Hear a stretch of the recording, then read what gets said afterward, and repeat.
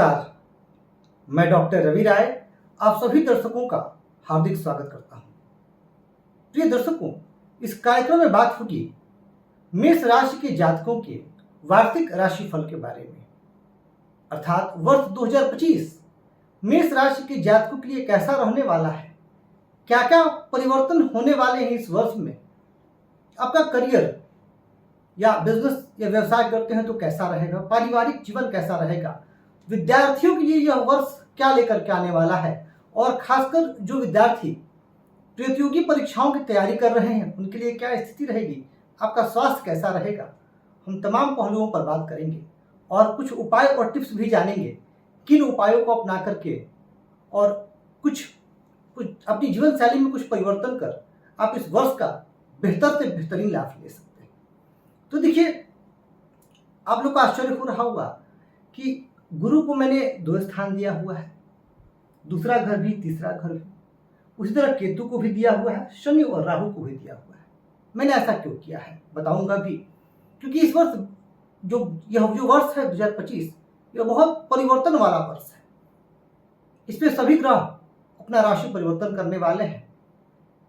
तो इस वजह से कुछ माह के कुछ विशेष तारीखों तक, मतलब जैसे जो वर्ष होगा वर्ष 2025 में, कुछ माह तक गुरु आपके लिए धर्म भाव में रहेंगे, तो कुछ माह तक आपके लिए तीसरे भाव में रहेंगे। तो ये सब हम जानेंगे। तो देखिए, अगर मैं ओवरऑल बात करूं तो जो वर्ष 2025 है यह मेष राशि की जातकों के लिए बेहतरीन रहने वाला है, और शुरुआती के कुछ महीने तो आपको जबरदस्त लाभ मिलने की पूरी संभावना है। इस वर्ष आपके लिए राहु जहां लाभ भाव में प्रवेश करने वाले हैं, तो राहु का लाभ भाव में प्रवेश भी आपके लिए बेहतरीन लाभ देगा। हाँ, शनि की 7.5 भी जरूर शुरू होगी आपकी। इसके लिए मैं एक अलग से कार्यक्रम करूंगा जिस पर बात सिर्फ शनि की और शनि की 7.5 की होगी। तो ये ओवरऑल हम समझ लेते हैं। तो देखिए, अगर बात मैं करूं करियर और रोजगार, सबसे पहले करियर से स्टार्ट करते हैं, या जो लोग बिजनेस करते हैं उनकी क्या स्थिति रहने वाली है। तो देखिए, आपकी राशि से आपके लिए 10वें भाव के स्वामी बनते हैं शनि, और शनि आपके लिए अभी लाभ भाव में है। अभी राहु यहां नहीं है, राहु अभी 12वें भाव में है आपके। राहु का प्रवेश कब होगा? राहु का प्रवेश होगा 18 मई को। तो लाभ भाव में शनि, और 29 मार्च तक शनिदेव यही रहने वाले हैं। तो 29 मार्च तक आपको कोई ना कोई प्रमोशन इत्यादि की संभावना बन रही है अपनी नौकरी में, चाहे आप सरकारी नौकरी करते हो या प्राइवेट नौकरी करते हो। 29 मार्च तक का समय आपके लिए बेहद अनुकूल है। साथ ही साथ 29 मार्च के बाद जब शनि की 7.5 शुरू होगी तो 2 महीने परेशानी रहेगी, खास करके अप्रैल महीना और मई महीना। परंतु मई में राहु आपके लाभ भाव में आ जाएंगे। तो जो शनि का 7.5 का प्रभाव है वो तो रहेगा, पर उसके अतिरिक्त भी नौकरी और व्यवसाय की स्थिति आपके लिए अनुकूल बनी रहेगी, क्योंकि लाभ भाव में राहु स्थित करके आपके लिए लाभ का मार्ग प्रशस्त करते रहेंगे। धन की कमी नहीं होगी, क्योंकि बृहस्पति अभी यहाँ है। एक बात को समझिएगा, बृहस्पति अभी धन भाव में है, और धन भाव से बृहस्पति की दृष्टि आपके कर्म भाव पर आ रही है। तो कार्मिक क्षेत्र में आपको एक्टिव बनाए रहेंगे, या बिजनेस या व्यापार में आपको तरक्की मिलती रहेगी। और बृहस्पति जब 15 मई को मिथुन राशि में प्रवेश कर जाएंगे, और 15 मई को जो मिथुन राशि में प्रवेश करेंगे तो भी बृहस्पति की दृष्टि कहाँ आ जाएगी?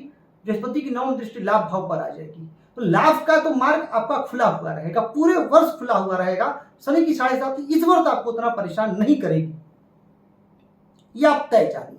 और साथ ही साथ इस समय में कोई महत्वपूर्ण जिम्मेदारी आपको दी जा सकती है नौकरी में, किसी महत्वपूर्ण विभाग में आपका स्थानांतरण हो सकता है यदि आप सरकारी नौकरी में है, तो इसकी भी संभावना बन रही है। जो लोग व्यापार व्यवसाय कर रहे हैं उनके लिए विदेशों से जुड़ करके व्यापार करने का मौका मिलेगा, या विदेश जाने का अवसर मिलेगा, और आपके कार्यों की मान्यता मिलेगी। ओवरऑल अगर देखा जाए तो व्यापार, नौकरी इत्यादि के लिए बेहद अनुकूल स्थिति, अप्रैल तक तो लाजवाब स्थिति। अब बात कर लेते हैं पारिवारिक जीवन की। पारिवारिक जीवन की क्या स्थिति रहने वाली है? तो देखिए, अब यहाँ आपके लिए 7वें भाव के स्थान बनते हैं शुक्र। शुक्र की गणना मैंने इसलिए नहीं की यहाँ पर, क्योंकि शुक्र हर एक महीने अपनी राशि बदलते हैं। तो सबसे पहले मेष राशि वाले जातकों की जन्म कुंडली में शुक्र की स्थिति अगर अच्छी हो तो गोचर में गोचरीय जो प्रभाव है वह भी आपके लिए अनुकूल है, और वैवाहिक जीवन समानता आपका ठीक रहेगा। हाँ, जब शनि की 7.5 शुरू हो जाएगी उस समय कुछ परेशानियां रहेंगी आपको, खास करके क्योंकि शनि की दृष्टि जो है कुटुंब भाव पर चली जाएगी, तो कुटुंब से संबंधित परेशानियां हो सकता है कि जीवन साथी का स्वास्थ्य आपके लिए थोड़ा सा चिंता का कारण बन जाए, या कुटुंब में कोई परेशानी, या कुटुंब में कुछ वातावरण कलह का रहे, इससे पारिवारिक जीवन की जो शांति है वो थोड़ी सी भंग होती हुई नजर आ रही है। परंतु यह स्थिति अप्रैल मई के बाद बनेगी। अब यहाँ पर एक चीज जो है विचारणीय हो जाएगा, जब बृहस्पति तीसरे भाव में आएंगे तो बृहस्पति की पंचम दृष्टि सप्तम भाव पर आएगी, साथ ही साथ राहु जब 18 मई को लाभ भाव में आ जाएंगे तो राहु की भी दृष्टि आएगी। तो जहां बृहस्पति की दृष्टि आपके लिए अनुकूलता देगी, वहीं राहु की दृष्टि प्रतिकूलता देगी। तो सामान्य तौर पर कहा जा सकता है कि इस पूरे वर्ष वैवाहिक जीवन में उतार चढ़ाव बना रहेगा। कई बार जीवन साथी का स्वास्थ्य और जीवन साथी का व्यवहार आपको परेशान कर सकता है, पर ओवरऑल कोई बहुत बड़े चिंता का कारण नहीं। हाँ, अब यदि जन्म कुंडली में किसी के विवाह स्थान खराब स्थिति में हो, अशुभ ग्रहों की महादशा अंतर्दशा चल रही हो, तो वहां परेशानी विशेष रूप से परिलक्षित होगी।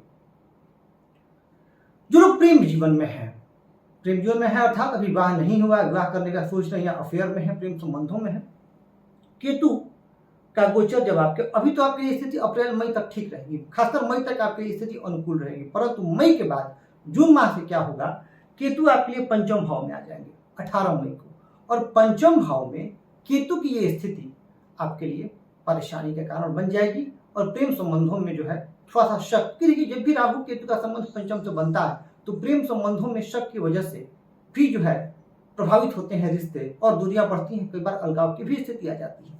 इस भाव से हम विद्या का भी विचार करते हैं, तो यह विद्यार्थियों के लिए भी कहा जाएगा। जो लोग विद्यार्थी हैं, आपके लिए मई तक का समय बेहद अनुकूल है।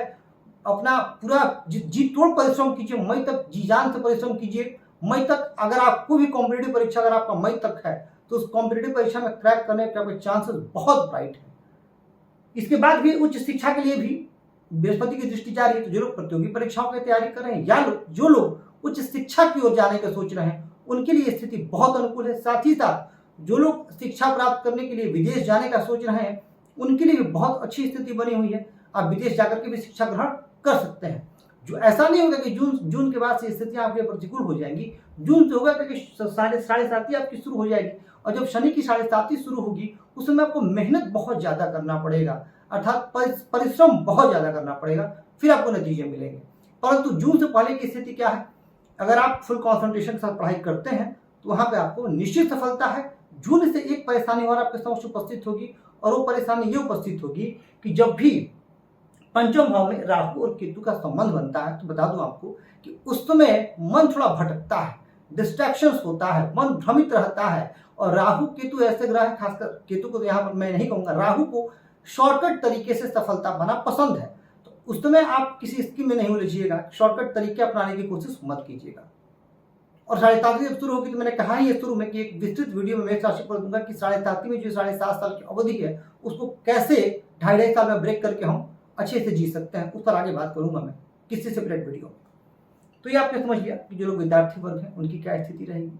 अब स्वास्थ्य कैसा रहेगा मेष राशि के जातकों का, तो कहा जाता है कि healthy mind lies in a healthy body, तो शरीर का स्वस्थ रहना तो परमावश्यक है, पहला सुख निरोगी काया। तो देखिए आपकी मंगल भी राशि परिवर्तन करते रहते हैं शीघ्र ही, गुरु और ये लोग तो काफी विलंब से करते हैं। मंगल भी राशि, और मंगल की स्थिति क्या बन रही है, साथ ही साथ आपको ये भी देखना है कि कुंडली में लग्नेश किस स्थिति में है। अगर कुंडली में लग्नेश बली है, मंगल बलवान है, तो इस पूरे वर्ष हेल्थ से संबंधित कोई समस्याएं आपको नहीं रहेंगी। पर जून से क्या होगा, मई जून से आपके लिए, जैसे शनि का जब राशि परिवर्तन होगा अप्रैल में, तो अप्रैल तक उतना प्रभाव आपको नहीं दिखेगा, धीरे धीरे प्रभाव मई जून से दिखना शुरू होगा, और शनि की दृष्टि रोग भाव पर होगी।